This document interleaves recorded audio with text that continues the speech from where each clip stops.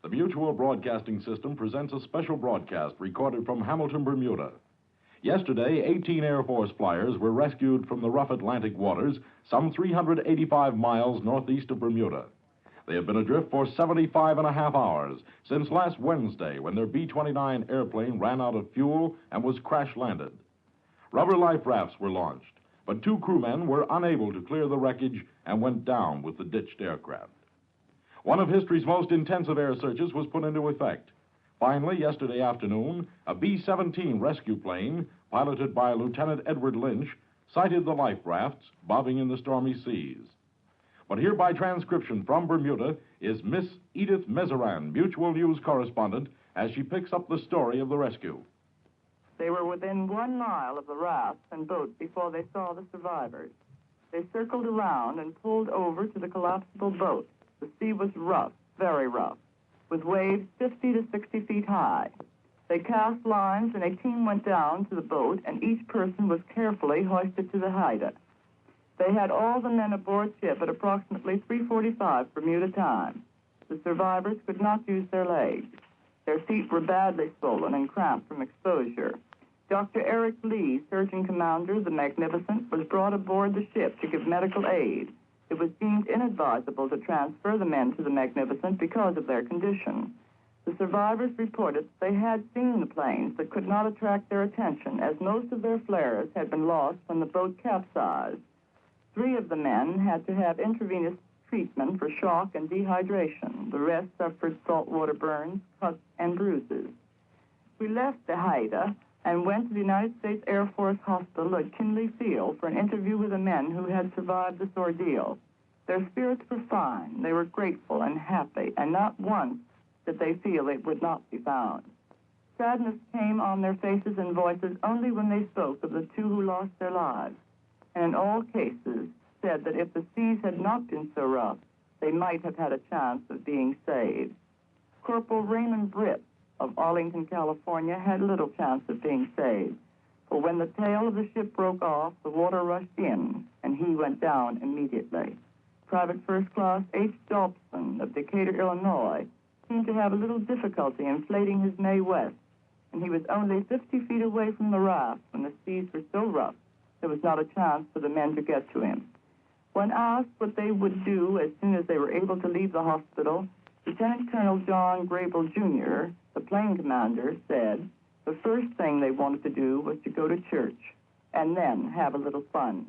And now for the voices of several of these survivors, here is Mutual's news correspondent, Charles Warren. I wonder if you tell us your name now, will you? Captain Jones. You were captain of the B-29? No, I was the co-pilot. Colonel Grable, the aircraft commander, Lieutenant Oliver, the pilot, and I was the co-pilot and the staff weather officer for the group when we would have arrived in England. Captain, can you tell me exactly when you realized that the ship was in danger of not making land, of not making Bermuda? Well, after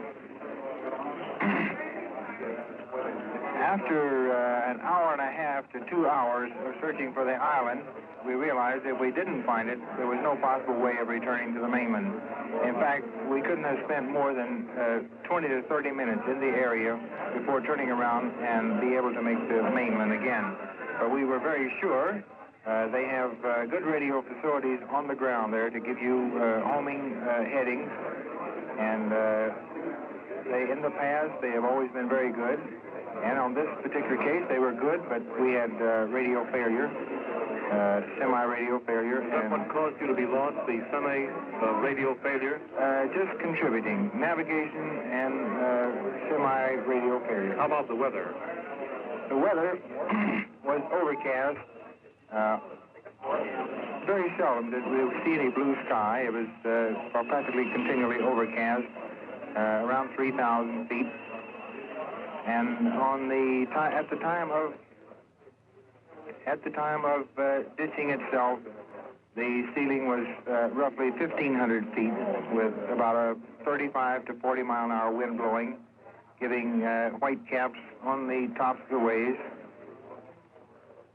Also, The waves, although Colonel Grable said they were 20 feet, they were fully 40 feet. Is that right? In height. That's right. That is what caused the tail of the aircraft to break off immediately. Break in two. That's right. Broken right in two. That's right. Tell me, how does it feel to be in a hospital bed now, Captain? Very good. The best feeling, though, was when we got on board the Canadian destroyer? Canadian destroyer, and they were certainly a fine bunch of fellows. Really treated you right, didn't they? They sure did. And it's a great feeling to lay in this nice, clean, comfortable bed in this nice hospital, isn't it? It sure is. What do you think of the hospital? It's very nice. Right. That's right. Good, and the best of luck to you, Captain. Thank you very Thanks much. a minute. Right. And here's another of the 18 survivors here at the hospital, the station hospital, at the field in Bermuda. Would you tell us your name, right? Captain Joseph J. Petrosino, And where are you from, Captain? Providence, Rhode Island, East Providence, that is. And what were your duties aboard the B-29? I'm the navigator on that ship. And you can tell us something about the weather that closed in. Do you remember how soon after you left the mainland of the United States the weather really started closing in? Well, I guess at about an hour before dawn, we had a complete undercast. Wasn't very much that we could see. I guess it was 9/10 cloud coverage. We started to go down through it and flying pretty low. I don't know what the exact altitude was. It close to or a bit under 1,000 feet, I should imagine. Were you able to see the ocean? At that altitude, there we could see the ocean fine. Where were you in the ship when we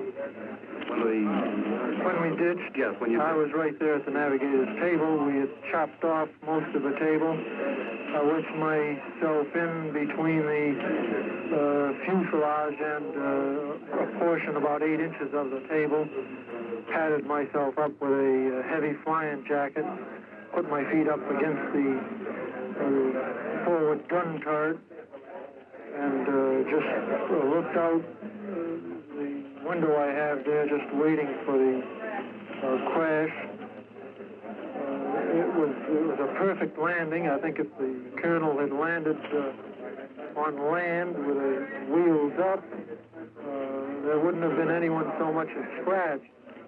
The seas were pretty rough. I guess he had maybe 40-foot waves. You say that your table was cut in two. As a matter of fact, I remember speaking with one of the crewmen aboard a B-29 who reported seeing portions of your table, as a matter of fact, floating among the debris. I wouldn't be a bit surprised. As a matter of fact, it was one of the first ones that he saw. We used a hand axe just to chop it off. Broke it in two. Just broke it on a diagonal. Braced yourself expecting the crash, which well, did we happen. knew, of course, it was coming.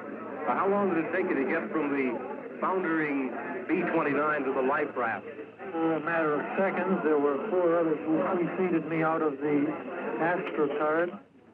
I was the last man out. The water was coming in pretty heavy at the time.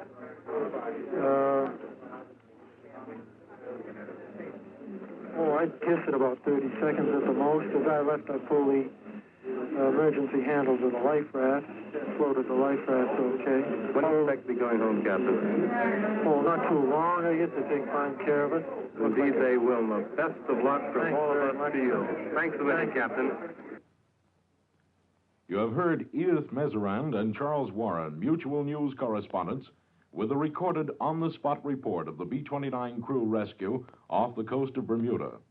The 2 men who died when the airplane went down were Corporal Raymond Bright of Arlington, California, and Private First Class Robert Dobson of Decatur, Illinois. Some of the survivors include these men: Lieutenant Colonel John Grable of March Air Base, California, Lieutenant Ernest Oliver of Abilene, Texas, Captain Joseph Petrosino of East Providence, Rhode Island, Lieutenant Leonard Culbertson of San Francisco, Lieutenant Ralston Bennett of Crystal City, Missouri, Staff Sergeant John Harris of Braddock, Pennsylvania, Staff Sergeant Perry Alfred of Greenville, South Carolina, Staff Sergeant Charles Cox of Riverside, California, Staff Sergeant John Birch of Los Angeles, Technical Sergeant William Johnson and Master Sergeant Roy Coulter, both of Beverly Hills. This has been a special broadcast prepared in Mutual's New York newsroom and featuring reports transcribed from Hamilton, Bermuda by Mutual correspondents Edith Mizarand and Charles Warren. Ron Dunn speaking from the Mutual newsroom in New York. This is the Mutual